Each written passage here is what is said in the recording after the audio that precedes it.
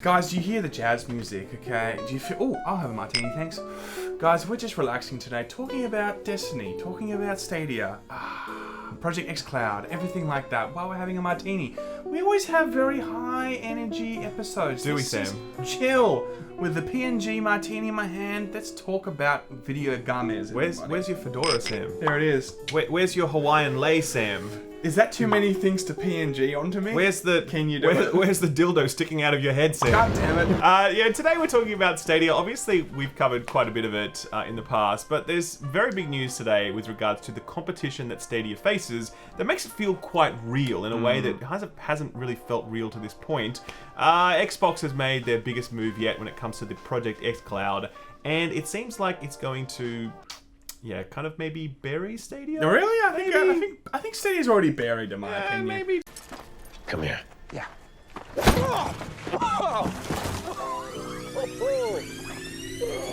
Come on, Rog.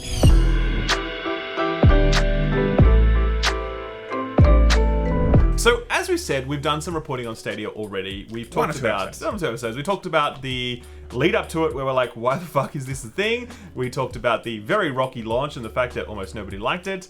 More recently, we've spoken about the lack of games on the platform and the anxiety that the community feels about that. We've spoken about their next strategic goal, which is exclusives, which apparently is going to be a good thing when you can't play a game unless you play it over the internet. I think their next strategic goal is just not to die. Like, honestly, I really feel like their next 5-year plan is don't die, because I reckon it's in dire straits already. It had a horrendous launch. The reviews were just absolutely memeing it up. And, you know, yeah, we don't have a lot of exciting titles, I think, that people are jumping on for at the moment. There are some big titles planned for next year, you know, Doom Eternal, Cyberpunk 2077. Will they come? Probs not. No, they will come. But, you know, it is going to be a really rocky road. And I think it's important to remember that the technology with Stadia isn't really the problem here, right? The technology works for some people. Like Todd Howard works? Todd Howard works. Actually, Todd Howard works. And it will get better, obviously. The technology will improve and more internet will be available to people. Things will get better. But the challenge, I think, is more in the business model side of things, which is, you know, you kind of need to buy the actual hardware, like, you know, Chromecast and controllers, for now at least. Later in the future, that will change a bit. Yep. You need to buy access to the service, for now at least. That will change. But even in the future, if you want to play it like 4K 60 frames per second... 4K is even 4K, by the way. Yeah. Then you still need to pay for the Pro subscription. And finally, you need to pay for the actual games themselves. So, like, it's kind of like... really? Is this really how we imagine cloud streaming to be? This completely separate thing where we need to spend all this extra money and it's not integrated into what we're already doing. And not to mention, you need to have a damn good connection. Absolutely. Yeah, like if you're in Australia, for instance, right, which we have the worst connection, we have no chance of playing Stadia. For sure. Many areas in the world are going to be in the same boat as us.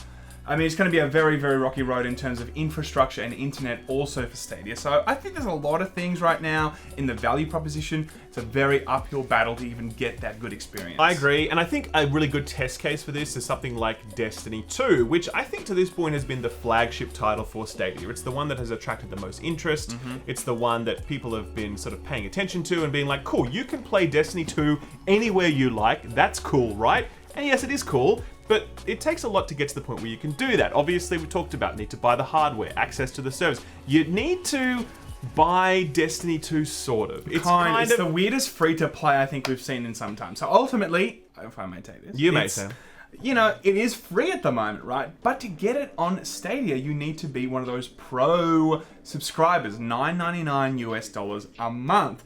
So you only have access to it if you are paying a monthly subscription. And on top of that, you're only getting the base game. So you still have to, like all the other consoles and platforms, buy the additional DLC. For sure. I think starting at Forsaken? Starting at Forsaken, yes. Starting at Forsaken. And then Shadowkeep. Yeah, and then Shadowkeep. So it's kind of free, but really you have to at least, if you can look at it in such a way that you have to still pay for the Stadia service, and it's in the bundle. Now, where it gets a bit murky is when it becomes free for everyone, because Stadia is going to be free in the future for everyone to use. I wonder if Destiny is going to be contained in that Pro package, or it is going to be free for everybody. There's definitely big question marks around that. But look, either way, I think playing Destiny 2 on Stadia is weird because First of all, we don't know. You do know. You've played. I haven't actually played Destiny 2 on Stadia. I played other games on Stadia, but not Destiny okay. 2. But, you know, obviously there's that latency factor, which is different for everybody. But there's also no population. No one's playing it right now. So the people who are playing Destiny 2 there are kind of like, where is everyone? Yeah. And, like, it's kind of like Destiny. It's like Stadia Island, okay? Stadia is this island out in the middle of nowhere that's really expensive and there's no one else there, okay? That's what it is. Yeah. Do you know what I mean? The thing is, I mean, look, it had originally 19,000 concurrent players at the beginning. Now I think it's dropped to about under 10,000, okay? Correct. So it is, the population day. has halved a day. Still decent-ish numbers, I guess. No. No, I mean, for a TemTem Founders Edition. TemTem has 50,000. Destiny 2 on PS4 has like about an average of 450,000 people per day. I hear you. But we've got over 100 million consoles. I'm talking about, it's still a closed beta thing that they're doing with Stadia. I mean, I think that it's bad to see that the entire population has halved. 50% of those people that have jumped on have gone somewhere else, and that they are the bad figures. For sure. But look, 10,000 people still playing. You might see someone once every 2 days. But I think this reality really sort of sets in when we look at the latest news from Xbox and their Project xCloud update, which dropped a few days ago. Now, Project xCloud, if you're not aware, is basically Stadia but Xbox. And a billion times better. Stadia. That's a really good line. Yeah, but should be like Xbox Stadia, but no, I don't know how to say it actually. Nice. That was better how you said it. Okay, we're gonna leave it like that, everybody. But the thing is, right? You know, it's a much better business model because you don't need to buy everything again to be able to use Project xCloud. You just automatically have it when you have an Xbox and you're hooked into their ecosystem. So not all of the games are available on xCloud right now. They've got a certain list of I think about 90 games, and they've just added 9 games to that list this week. They added Black Desert Online, Civilization 6, Forza Motorsport 7, Halo the Master Chief Collection, that's a good one. Sparklight, Superhot, The Surge, Tracks, and Destiny 2 is now playable on Project xCloud, which means that if you own Destiny 2 on Xbox And have all the expansions and whatever, and everything, you've already put the money and all that kind of stuff into it. you can now just play it on your phone or your tablet or wherever you like, and that's it. You don't need to spend a dime extra. Yeah. You just have it. And it actually just works. We've played contained environments of Project xCloud on 2 occasions, once in London and once in LA. I thought both times, again, very controlled, but seamless. It was very, very good for what I've seen. For sure. And I think that if they can actually deliver that, Stadia has already had a horrendous launch. All Project Cloud needs is a good 2-week run of good reviews. And it's in the clear, you know, in terms of like the initial oomph of what this product is hopefully going to land quite well. And then Stadia is finished. It's Google Glassed, everybody. It is done. Totally agree. But I think the comparison to Destiny 2 is really worth exploring because it's like, you know, look, with xCloud, you don't need to rebuy the expansions because you already have them on your Xbox account, okay? You don't need to buy the game, of course, because it's free to play. That's fine. You can access all of your existing progress on your own Xbox account. Now, there is cross-save available across, you know, Destiny stuff, so that's also fine. But you can actually play with I think that's the thriving community of players. There are literally about 350,000 people per day that play on Xbox for Destiny 2. You get to hook into that rather than playing on Stadia Island with like you and all your mates. Every time you jump on you Stadia, and Epstein, and you're just like. I mean, I think the initial excitement of Stadia was pretty cool, and I think people now are more excitement? Well, I don't think there was any Stadia. No, the idea of like, cool, streaming's coming, baby. Like, I'm excited. I was excited. I think a lot of people were excited for the idea of streaming, and I think Stadia leading the charge was like, okay, let's see what this is. You know, as I said, it hasn't landed well, but like now more and more people are sitting there going, what is the value proposition? What is Stadia gonna be doing, especially with xCloud? Like, why does it exist? Yeah, I think if Destiny 2 can prove so comprehensively in one fell swoop, like the redundancy of Stadia, then you've got a really big problem here, you know? And let's not forget, we've also got PlayStation Now coming in the future as well, which is their cloud streaming platform. I guarantee you they'll be doing the same stuff that xCloud is doing. Like, they'll have the same sort of thing, which means if you have a Destiny 2 PlayStation account, then you can play it on that eventually, more than likely, right? And it's like, why would I ever go to Stadia? Now, one thing to note, though, is that Stadia is promising a better technological experience than Project xCloud does in terms of resolutions and frame rates and those sorts of things. It's really billing itself as like the premium stream option. Because xCloud is doing 720. Correct, right? Yeah. But the point is, do you really Does that really matter? Like, okay, does it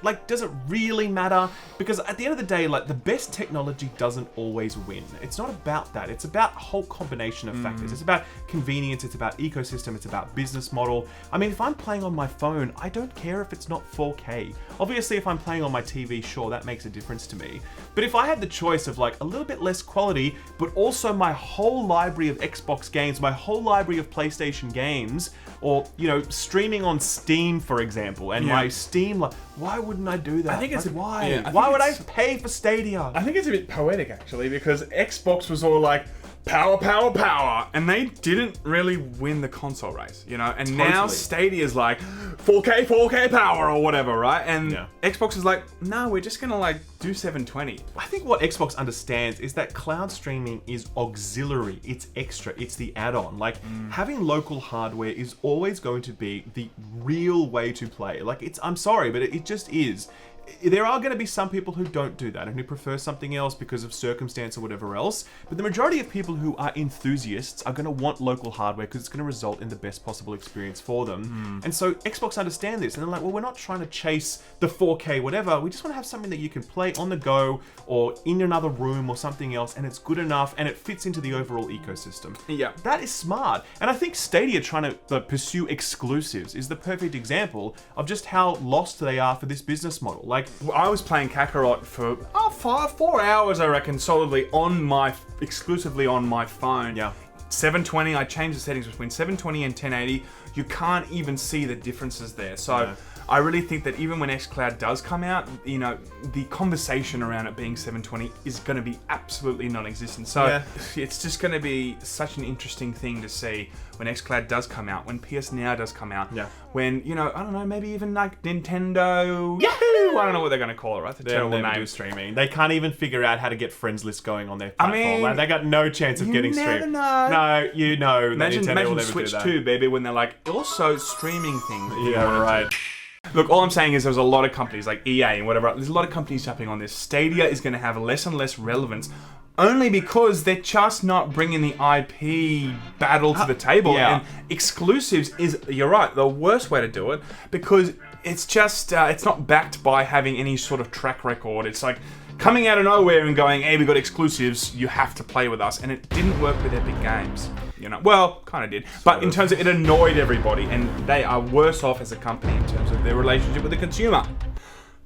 Your turn. Nice, that's it. Well, we're pretty much done. That's it. Stadia, we can't really see a future for it. Buy at your own risk. I think anyone that buys games on this platform is crazy. I don't believe this platform will exist in a few years' time. I recommend buying the games on xCloud because you can at least know that they will be there in a few years' time. Failure. Toss a coin to your failure. Stadia. Oh, streaming is shitty. Oh.